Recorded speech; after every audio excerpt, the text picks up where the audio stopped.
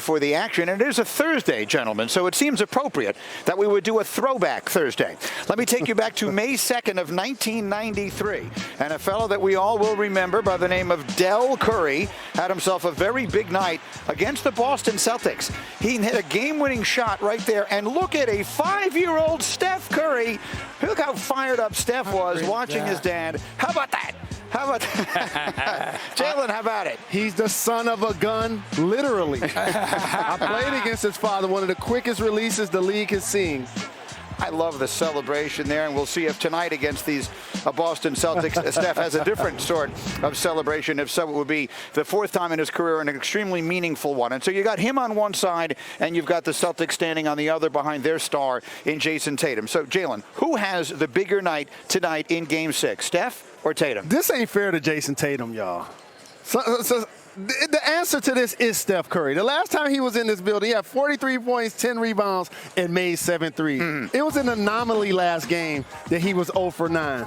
Remember, he had a consecutive game streak of making threes before that game. Steph Curry's going to have a bigger game. He led every team in scoring the first 4 games. The answer has to be Steph Curry.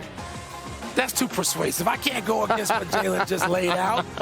I mean, you know what the argument for? How about if I give the argument for Tatum? It's at home. I think there are evolutionary steps in becoming a champion. And not everybody can be Magic and Tim Duncan. It takes steps. And so I think that Tatum is in that process right now, Greeny. I'm going to say that Tatum, that's the argument for him, but I agree. I think it's Stephen A., before I come to you, may I call a quick timeout? Sure. On our production call earlier today, your answer to this question was, it's irrelevant. You seemed offended by the question. I still think it's irrelevant. And you were going to dismiss it on the air. Wait. I still think it's irrelevant. Here's why. Because we just saw the Boston Celtics, one of the 2 games they've won in this series. Yeah. Jason Tatum shot, 3 for 17 or 3 for 18? Yeah. And then one of the 3 games that the Warriors won in this series at home, no less, the great Steph Curry went 0 for 9. That's a museum piece game. Yeah. We're never going to see that again. So it is irrelevant, but I think if we're talking about which one has the bigger game, it's hard to go against Steph. Oh, you know what? I believe when you're big time, everything you say is relevant. I mean, and we're listening to a guy by the name of Michael Wilbon. I mean, he's only had the #1 show on ESPN for the last 20 years. I mean, so I would think that anything that you would say is big time, okay, and it's relevant. Having said that, I disagree with you both. I disagree with you both. Here's where I'm at with it, guys. I think Steph Curry's going to have help. I don't know whether or not Jason Tatum will. I think that Udoka's talked to Tatum, and he sat up there and said, do you want to be that dude? I think other people have been regurgitating that same old stuff. Do you want to be that dude? And Jason Tatum, being the young stud that he is, fully capable of far more than he has shown in these finals, is going to show up and answer the call. We got questions as to whether or not the rest of his team is going to join him. I think in a game like this, Steph Curry is going to have help. He might have 30. But so might Clay, or so might Andrew Wiggins. Somebody is going to step up big with Steph Curry for Golden State. I don't know if that's going to be the case for Boston. Someone leading toward Golden State tonight. I sense that. I'm not saying that yet. I mean, maybe I'm tired from the flying, and maybe I'm wishing for something. But I'm not saying that yet. We will make our picks. I've got Tatum tonight in a Game 6 with the season on the line on the road against the defending champs and a really good defender in Drew Holiday. He had a huge night in Milwaukee about a month ago. I'm glad you did that, because my sister Carmen just texted me and said, what the hell is up? What does Greeny feel? Let us hear from Greeny. We want to know what Greeny thinks. So you just got it. Carmen is the biggest Greeny fan out there, and we appreciate that. In the meantime, there's another story. Oh, by the way, the NBA draft is next week, and I bring Woj in on that topic because there seems to be a great deal of buzz around, well, several of the players, but in particular, Jaden Ivey. Woj, what can you tell us? Greeny, that number 4 pick that the Sacramento Kings hold is very much in play. There are a lot of teams trying to get deals done with Sacramento so they can move up to select Jaden Ivey. That's teams close to them in the lottery: Detroit, Indiana, who are 5 and 6.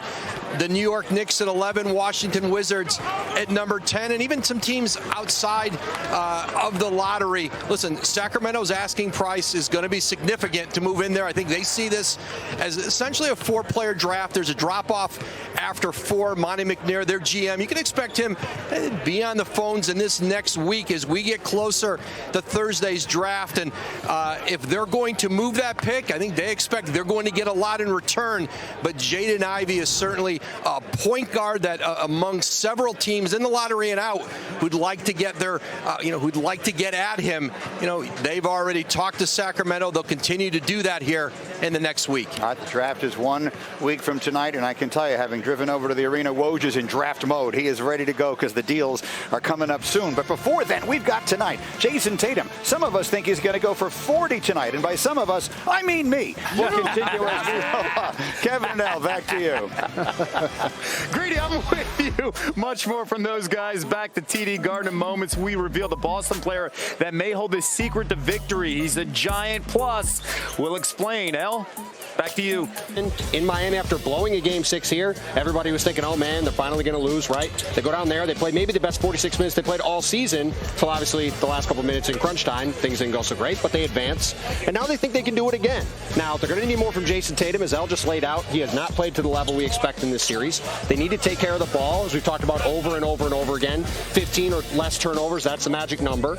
And they're going to need to play with the kind of focus and discipline that we've not always seen from them. We saw in the fourth quarter of Game 5, Marcus Smart gets a technical. Tony Brothers gets into it with Ime Udoka.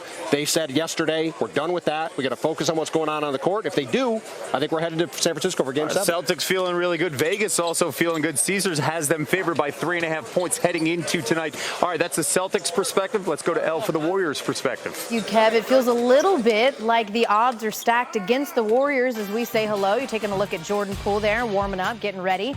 Brian Windhorst is courtside and back with us here on the show. I said the odds are it feels that way, stacked against the Warriors because we know how hard it's been for them to close out on the road this postseason. They're 0-3, and they were the last NBA team to blow a 3-2 lead in the final. So how are they approaching tonight's game? Yeah, they might have also been up 3-1 in that series. They'll have to go back and check their record books, and they don't want us to talk about that for the entire weekend.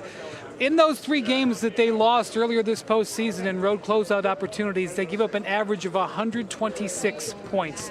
They did not bring the intense defense that they know that they're going to need tonight. Steve Kerr said after shoot-around this morning that he felt his team was showing an appropriate amount of focus. Now, they were having fun out here. They were dancing around and stuff, but he said he had no concerns. In the 3 times that the Celtics have been able to stave off elimination in this postseason, they have gotten out to big leads early in those games and held on the entire way. Held on to the very end of Miami, but were in a lead the entire way. They've got to avoid that happening and try to play from ahead. That's what the Warriors' goal will be tonight, in addition to getting that nice gold trophy. Certainly going to be difficult, right? I mean, the Celtics hadn't lost 2 games back-to-back in the postseason. They do that, but they haven't lost 3 games in a row since December. Brian Windhorst with the latest ahead of Game 6 tonight. Kevin? El, thank you so much. Let's go courtside on and take a look pregame here. Jordan Poole.